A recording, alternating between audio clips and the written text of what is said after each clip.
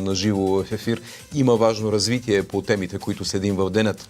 Ден преди петъчните крясъци в парламента на Борисов, че разваля с глобката, в четвъртък, късно вечерта в столичния общински съвет, беше направено показно и след избора на временния председател от ППДБ Спаси София, ГЕРБ, БСП, Синя София, Лилков, Има такъв народ, част от Възраждане.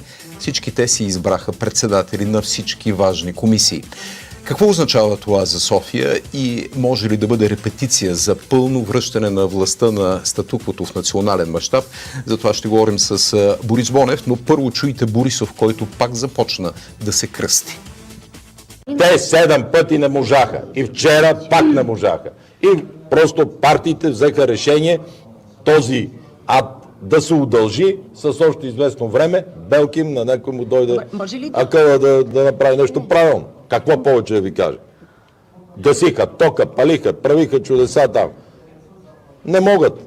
Тези хора се интересуват единствено от постове и пари. От нищо друго. Мога да се закълна с каквото кажете. С нито един. По никаква тема. Изобщо не ме интересува този общински съвет и този град. С това ръководство като Терзиев. 18 години ние направихме кукла София.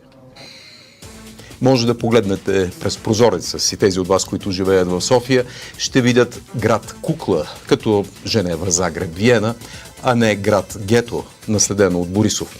В това гето хора и фирми, признателни на Борисов за града кукла, искат да продължат да изливат бетон и да презастрояват с нови сгради, както тук на булевард Симеоновско шосе, или пък да строят две 50-метрови сгради, както съобщи Дневник, срещу Мол Парадайс. Това от фирма, представлявана от небезизвестния Чоролеев, свързан с скандала около опита да бъде застроен терена на къмпинг Корал на морето. Любопитно е кой е защитавал това днешно строителство през далечната 2017 година при обсъждането в Общинския съвет. Бил е фамозният Орлин Алексиев в дясно, приятелят на Борисов и на Слави Трифонов, общински съветник от ГЕРБ. Той тогава казва, според стенограмата, тук не става въпрос за някаква Годзила, която ще скрие цяла Витоша. Не трябва да спираме инвеститорите, когато проектът е законен. Град кукла, господин Бонев, докато нямаше председател на столичния общински съвет, аз няколко пъти го казах, разрешенията за нов бетон вървяха като на конвейер. Сега това, както го наричате, ново финансово-икономическо сдружение в общината, мнозинство, ще може ли въпреки него да бъде спряно за застрояването? Да, не. Със сигурност ще направим всичко възможно. Някои неща обаче са наследство и когато са закони, обективно нямаш инструментите, с които да ги спреш. Мой гост е Борис Бонев, казах ви, общински съветник от Продължаваме промяната, Демократична България, Спаси София. При Продължаваме промяната имат неприятен трус, защото след Чаталджа и след Спас Русев дойде скандал, предизвикан от решението да бъде облегчено облагането на хазарта. Има такъв народ, веднага яхна темата, а от Продължаваме промяната се защитиха в декларация, обаче без числа. Но истината е, че в България духът е изпуснат от бутилката. Широкият достъп до хазарт поставя в опасност все по-широк кръг от българи да развият зависимост. Регистърът на уязвимите лица не функционира ефикасно. С две думи, България е завладяна от хазартна епидемия. За това ще говорим с адвокат Силвия Петкова, която може да разкаже за потресаващи случаи за хазартна зависимост. Например, за човек, който е похарчил близо, забележете, 150 хиляди лева за лотарийни билети, а друг е загубил веднъж при залагане 60 хиляди лева. Много е любопитно, че след като правителството по друга тема, разбира се, след като правителството постигна споразумение с агропротестиращите, има една група, която продължава да иска оставката на агроминистъра Вътев и не случайно има късане на ризи, защото Вътев като човек от бранша знае отлично далаверите и, например, няма нищо общо с зелената сделка, която е проблем.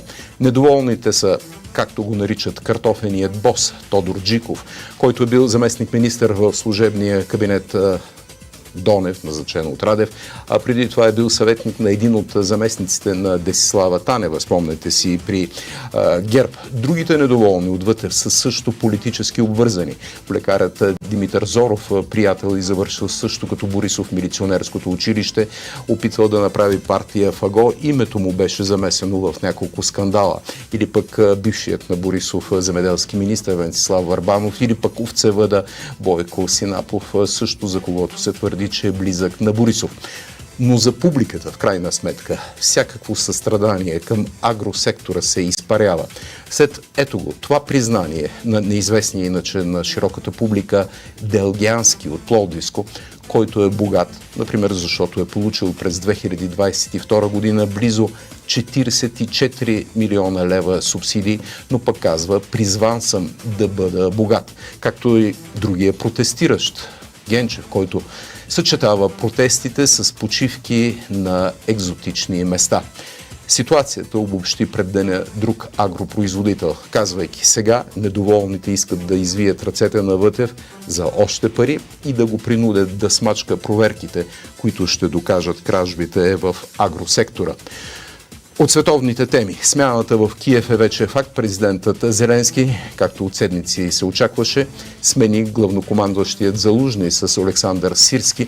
Според мнозина това се дължи на раздразнението в Зеленски от изключително високата популярност на Залужни. Според президента обаче смяната, от която последваха и други промени в ръководството на армията, тази смяна се дължи на неуспешното контранастъпление на Украйна през миналото лято. Утре тази тема подробно ще коментира военният коментатор Дани Иванов. След като диктаторът Путин се провали и предизвика подигравки с изцяло пропагандното интервю в Кремъл пред изгонения от прорепубликанската телевизия Fox американски журналист Тъкър Карлсън, последваха реакции на лъжите, казани в Кремъл. Михаил Ходорковски в Твитър публикува разобличение, видяно от над 6 милиона души на 12 от най-големите лъжи на Путин. Полското Министерство на външните работи, както ще говорим пряко в сряда от Варшава, излезе с декларация по повод най-шокиращите думи на Путин. Путин оправда нахлуването на Хитлер в Полша и началото на Втората световна война, приемайки аргументите на фюрера, че, както и Украйна, според Путин, самата Полша била виновна за хитлеристката агресия. Истината е, всъщност Съветския съюз и хитлеристка Германия си поделиха територията на Полша, споразумявайки се, ето го, през август 1939 година с пакта Рибентроп-Молотов. Има малки подробности, които обаче показват мащаба на пиар-катастрофата за Путин с това интервю, което макар и монтирано предизвиква, според някои съобщения, недоволство в елита на Кремъл. Руската прокуратура вече е сезирана за думите на Путин. Обвинявайки Полша, че е виновна за нападението срещу нея, Путин по същество оправдава Хитлер. Начать Вторую мировую войну именно с них. Почему и началась война 1 сентября 1939 года именно с Польшей? Путин отрича, чувате, заключението в присъдата в Нюрнбергския процес, че Хитлер е нападнал Полша, за да разшири на изток своето жизнено пространство на Райха. В наказателния кодекс на Руската федерация обаче това, което каза Путин, е отричане на Нюрнберг и се квалифицира като реабилитация на нацизма, наказвано с до 5 години затвор. Нали? Нямате илюзия, че ще влезе в затвора Путин. По повод този иначе приятен разговор за двете страни в Кремъл, Христо Комарницки, карикатуристът на Вестник Сега, публикува ето това. Коментара на главния редактор на електронен вестник Иван Бакалов е следния. Тъкър Карлсън интервюира Путин като Бойко Василев, Бойко Борисов, а на Путин не трябва да се вярва, както и на Борисов. И още едно мнение по тази тема на Бисер Манолов. Великото интервю с Путин наистина показа различен поглед върху глобалните събития, поглед на този самозабравил се диктатор с видими ментални отклонения, който претендира за арбитър на историята с извратено чувство за хумор. Дори в Китай някои историци имат чувство за хумор, може би за полунасмешка по отношение на Путиновото интервю и казаха, че Пекин няма нужда да се връща назад до Чингис Хан, за да иска по логиката на руския диктатор Владивосток и земите около него да бъдат отново китайски. Всичко това ще да бъде обект само на присмех, ако този губещ явно разсъдъка си диктатор нямаше ядрен бутон и ако